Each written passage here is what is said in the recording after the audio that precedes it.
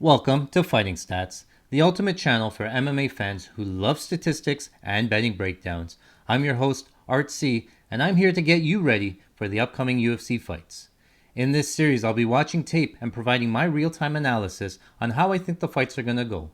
I'll be watching for fighters' strengths, weaknesses, tendencies, and overall strategies, pairing that with Fighting Stats' exclusive UFC stats not available anywhere else to give you a prediction on how I think the fights are going to go and ultimately who's going to win. So sit back, relax, and enjoy the show.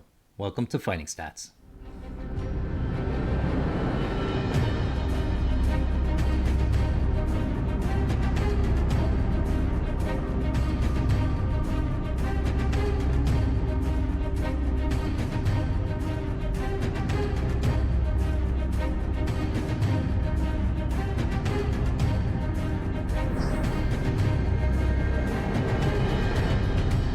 Welcome back to Fighting Stats. I'm your host, Art C, and today we are breaking down the UFC 298 main event between Alexander Volkanovski and Illia Topuria.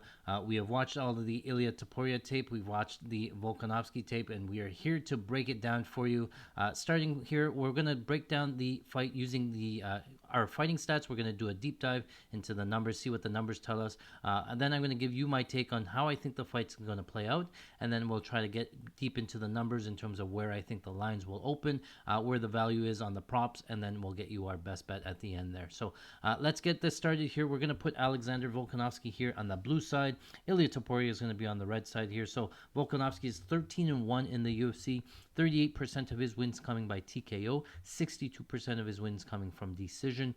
He has one loss in the UFC, not in his weight class, but one of the 100% of them coming from decision there. Illia Topuria undefeated, 6-0 in the UFC, 50% of his wins by coming from TKO, 17% by submission, and 33% by decision. Again, never been finished there. So it looks like Volkanovski's going to have a 2 inches of reach. Topuria is going to be 1 inch taller here, fighting at 145. They're both going to be in orthodox here. So starting off with the Alexander Volkanovski offensive striking here. 74% of Volkanovski's strikes are going to be distance strikes here, 9% in the clinch, and 17% on the ground. He does have some ground and pound that he likes to use. Target breakdown, he mixes up 72% towards the head, 9% towards the body, and 19% towards the legs. So decent leg kicker here for Alexander Volkanovski. Head strike accuracy, honestly pretty good at 50%. So 50% of the shots land towards the head, 69 towards the body, and 79 towards the leg accuracy. Strikes thrown by round for Volkanovski, 45 in round 1, 52 in round 2. Spikes up to 60 in round 3, drops off a little bit in round 4 to 49, and 66 in round 5 being his highest output there. And then strikes landed, same sort of deal, 24, 31, 36, 27, and 38 in terms of strikes landed. He does have knockdowns in all, well, 3 knockdowns in round 1, 1 in round 2, 1 in round 3, and 1 in round 5. Round 4 not there. So decent numbers there. Overall, we have Volkanovski has 6 knockdowns. Overall strike accuracy at 57% there. I did want to go into somewhat of the leg kick numbers there. Looking at the Yair Rodriguez fight through 2-2 in rounds 1 and 2, and round 3 through 10 leg strikes there. So decent leg kicker. Brian Ortega really beat up the leg there against Brian Ortega. Over 40-something strikes there. Chang Sung Jung, same thing with Max Holloway there. So mixes up the strikes a lot in those fights. So let's go over to defensive striking for Volkanovski. 89% of his strikes absorbed are at a distance, 9% of them in the clinch, and only 1% on the ground. So does a good job of limiting the ground damage there. In target breakdown against, 77% of the strikes against are towards the head, 14 towards the body, and 9% towards the leg. Defense striking accuracy better than his output is 33% defensive striking towards the head, 70 towards the body, and 69% towards the leg. Average strikes absorbed by round, somewhat similar numbers in terms of his output. Round 1 being 31 strikes thrown. Sorry, I'll just do absorbed. 7 strikes landed against, 13 in round 1, 16 in round 2, 18 in round 3. Drops off to 17 in round 4, and then up to 22 in round 5. So similar numbers there. Knockdowns. Volkanovski has one knockdown. That was before the Makachev fight, so probably two knockdowns there. Has eaten some leg kicks as well, but not a huge ton of leg kicks. Yair Rodriguez landing the most leg kicks of any of his opponents there. Let's move on to the the Illia Topuria side, offensively striking. He has a couple of fights there. None of them, I'm going to admit, nothing not big strikers, but we'll go through the numbers there. 74% of Topuria's strikes have come from a distance, only 3% in the clinch, but 23% on the ground. So decent ground and pound from Topuria. 82% of his strikes are towards the head. 12% towards the body. He does like that left hook to the body that I like, and only 6% to the legs. In terms of head strike accuracy, 42% head strike accuracy, 59% to the body, and 76% towards the leg. Average strikes thrown by round here. So a little bit of a slow starter, going 18 landed in round 1, 17 in round 2, and 19 in round 3. And then spikes up to round 4, 56 landed in round 4, 22 landed in round 5. That's because he's only gone to round 4 and 5 one time against Josh Emmett there. So the number's a little bit skewed. The knockdowns. The knockdowns seem to be a little bit off there. No one there. Okay.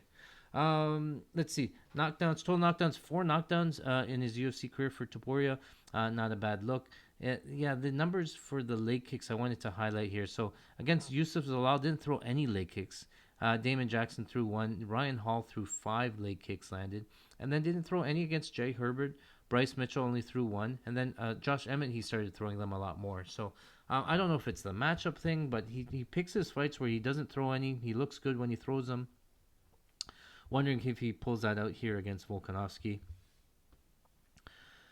Overall, 74% distance striking there. Significant strikes, 45 overall accuracy. So, striking defense for Topuria, 95% of his strikes against have come from a distance.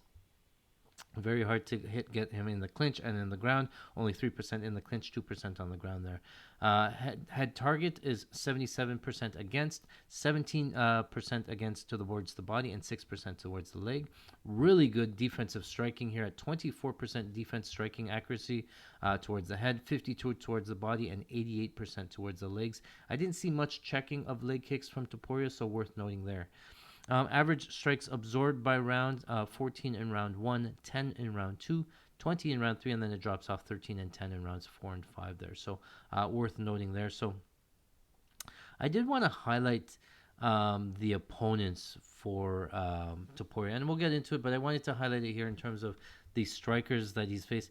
Not a ton of heavy-handed brawlers here. He took his UFC debut against Yusuf Zalal. Zalal getting there, landing 21.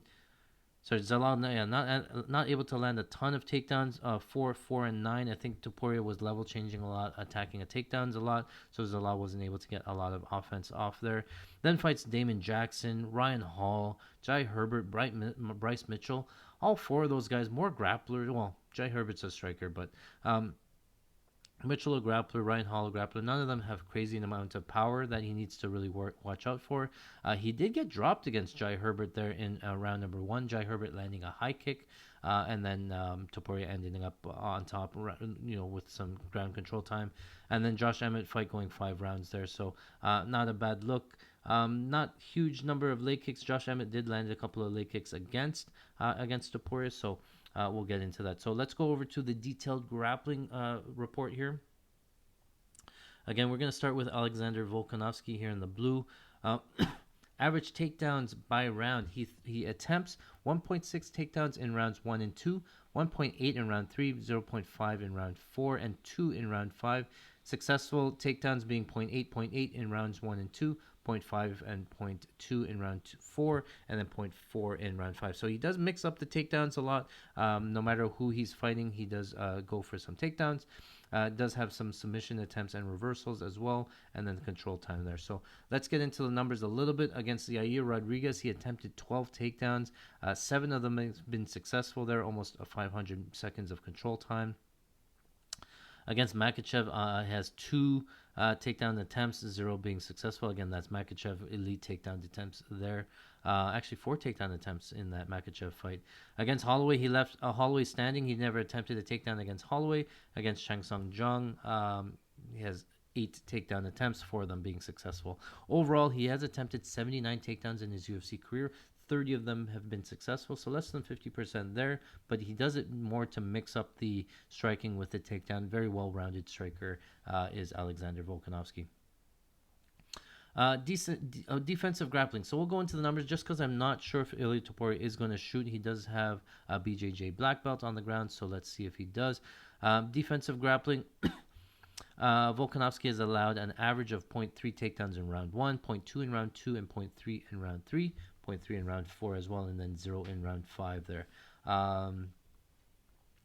Numbers-wise, he has seen 39 takedowns against. 12 of them have been successful, so pretty good takedown defense there. Has 2 reversals against and 3 sub-attempts there. So the last person to take him down, obviously Makhachev there, got Volkanovski down in each round there in their first matchup. Max Holloway did not shoot, or he shot once and 3 times in rounds 4 and 5. Chang Sung-jung not looking for takedown either. Brian Ortega going 2 for 5 in takedowns, only about 50 seconds of control time overall. Again, Max Holloway, Jose Aldo, Darren Elkins. So hasn't fought a ton of grapplers that really want to get Volkanovski down, but I do remember the Islam Makhachev looking very impressive, able to get back to his feet there. So not a slouch on the ground in wrestling there. We're talking about Illia Topuria now. Offensive grappling. He has attempted 16 takedown attempts. 9 of them have been successful. Decent wrestling, well-timed takedowns. We saw that in the Zalal fight. Every time Zalal threw a kick, he was able to level change, get the fight down to the ground. Decent top control there. Over 1,000 seconds of control time in his UFC career. Not able to control Josh Emmett there. Well, really didn't shoot for a takedown until the last 5th round there. But when he did, he went 3 for 3 in takedowns in round 5 against Josh Emmett. Against Bryce Mitchell, Ryan Hall, Damon Jackson, again, it makes sense that he doesn't go down to the ground with them, able to keep the fight standing. Jai Herbert goes 1 for 4 in takedown attempts there. So decent numbers overall from Illia Topuria. Let's go into the defensive grappling here. So see, for example, if Volkanovski wants to engage in the grappling, Illia Topuria has seen 14 takedown attempts against. Only 1 of them have been successful. 9 of them were against Bryce Mitchell. Bryce Mitchell shot for 9 takedowns, only getting 1 of them for 90 seconds of control time. Ryan Hall shot for 3 takedown attempts. I don't even know if you can count them takedown attempts, more Emanari rolls. And Yusuf Zalal, 2 takedown attempts there. So the numbers really stand out, but again, the quality of competition for Topuria, you really have to take that into consideration here. So let's go over to the fighting stats time breakdown. We do have Volkanovski here for this Chang Sung-jung, Islam Makhachev. In those 2 fights there, 70% of that fight was spent standing, 10% in the clinch, and 90% of that was on the ground. Most of that ground time coming from top position. When he is in top here, worth noting here, we did look at in the Yair Rodriguez fight as well. Alexander Volkanovski prefers to be in half guard, where he can control the position, control the posture, and rain down ground and pound. We did talk about majority of his strikes coming from ground strikes, right? So he'll spend time in half guard here, 56% in half guard, 42% in full guard. Not really choosing to go to mount, not really choosing to go to side control, really working the ground and pound here on top. When he is on bottom here, he has 92% of the time in back mount. That's going to be the Islam Makhachev fight that's really skewing that number, so really don't pay much attention to it. So the Illia Topuria fight, this was against Josh Emmett. 85% of that fight was standing there. 15% of that was on the ground there in round 3. Topuria had the most of the top time in that fight, with 72% of that fight being in back mount, 16% in half guard, and 13% in full mount there. So not bad here. Let's move over to the striking tendencies. Alex Volkanovski here, he likes that jab. He throws the jab most often at 22% here. Then he goes to the 1-2 at 12%. 8% is the lead 2. And then the lead low kick, Volkanovski throws at 7%. And then the 2-3 combo as well. So those are his strikes that he prefers. On the Topuria side, he likes that jab at 40% of strikes were the jab. 15% was that straight right hand. He does have a nasty pullback right hand counter that he likes to throw. He does throw that left hook as well. 9% of that was left hooks. And then 1-2 is 9% as well. So decent striking tendencies there. It looks like a lot of straight punches from both guys. So yeah, let's get into it. So Volkanovski is going to be the champion here. Ilya Topuria is stepping up. Now, right off the bat, for me, it's going to be a huge step up in competition for Ilya Topuria. Now, I know he's looked impressive. He's been undefeated in his UFC run, but facing the likes of like Damon Jackson, Bryce Mitchell, um, Ryan Hall, like he should steamroll these guys. If Volkanovski fought them, he would steamroll them. No doubt about it. He would steamroll them too. So the best win for Ilya Topuria is the 5 round fight with Josh Emmett. I get it. Josh Emmett was ranked there. He looked pretty good in that fight, but so did Yair Rodriguez. Yair Rodriguez looked great against Josh Emmett. Yair Rodriguez finishing Josh Emmett, and then we saw what happened to Yair Rodriguez when he took the step up against Alexander Volkanovski. I think we're going to see a little bit of recency bias with Volkanovski coming off of the head kick loss to Makhachev. I think that has to be factored in. It is a little bit of a quicker turnaround time for Volkanovski, but at the core of it, if you look at Volkanovski, just from what we've seen, we scratch out the losses to Makhachev because Makhachev is just a beast. I think it's going to come down to just Volkanovski. He's such a hard piece to grapple and take down to the ground, right? So we just automatically assume because Makhachev's not able to really control him. We saw Volkanovski hold his own on the ground. We saw Volkanovski fight out of the Ortega submissions, the mounted guillotine, the triangle, really able to fight out of those, right? So we think that his submission defense is pretty good. Pretty good chin on him as well. He did get KO'd, but that was a head kick by Islam Makhachev, right? So, it worries me. Is his chin gone? Is he, once you get knocked out cold, coming back the second time, it's more likely that you'll probably get knocked out again. So maybe we do see some chin issues, but I do think that Volkanovski probably keeps the fight standing. I don't know if Ilya Topuria shoots for the takedown or even tries to get it down. We've seen a mix of him where he fights grapplers and wants to keep the fight standing, which is understandable. And then taking somebody down like Josh Emmett, understandable again. But he didn't shoot for a takedown until round 5 there. So he is content to stand with you. So I do think if it stays standing, a little bit even on the feet though. For me, I've seen Ilya Topuria eat a bunch of right hands, and it's against guys that don't have power. Ryan Hall, Bryce Mitchell, these guys are landing right hands, just don't have power on them.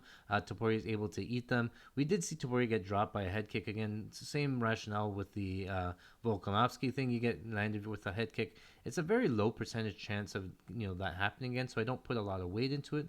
So I do think if it stays standing.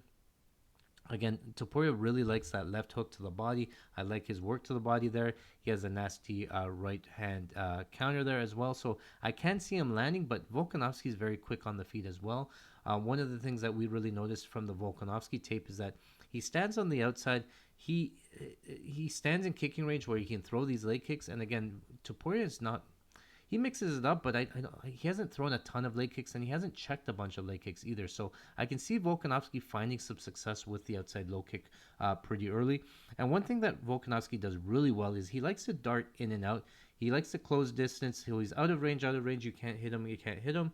And then he'll jump right into range where he's in range. He can throw his 1-2. He likes this like from orthodox step into southpaw and then comes over the top with that left hook. I can see him landing a couple of right hands as well. But I think Topuria is pretty good on the feet as well. Pretty good boxer, nice counters there. So I'm not going to say it's even. It's probably 55-45 in terms of Volkanovski on the feet. I think the kicks are going to make a difference over 5 rounds. I'm really not concerned with either guy's cardio. Topuria showed in the last fight against Emmett that over the 5 rounds he can look great. In his UFC debut, which is short notice against Zalal, he was slowing down in the 3rd round. But again, short notice fight, UFC debut, understandable. Looks like he's fixed those issues there. So to me, it comes down to the leg kicks from Volkanovski being the difference. I think Volkanovski probably keeps the fight standing. I think for Topuria as well. It's possible that Volkanovski does get a takedown. We saw Bryce Mitchell get Topuria down and then control him for the last 50 seconds.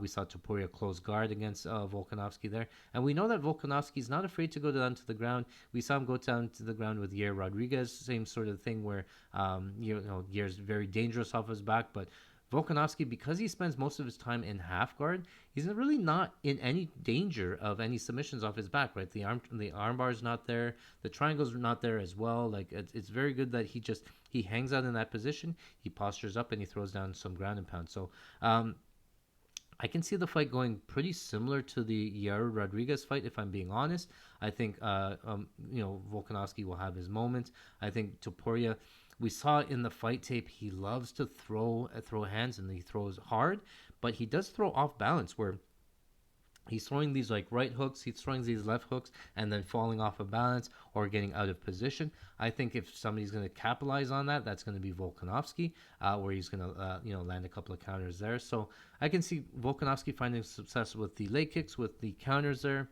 I think he keeps the fight standing, but if he wants to, I think he can get the takedown, work some top control. I'm not too worried about Illia Topuria off of his back, throwing up submissions. Volkanovski's fought some better submission guys in the past and not had any sort of problems with that. So I think this is a great buy low spot. Honestly, this is tale of two tapes where Topuria's looked great in his UFC run, and again, everybody's going to bring it up, but I'm going to bring it up again. Just the level of competition.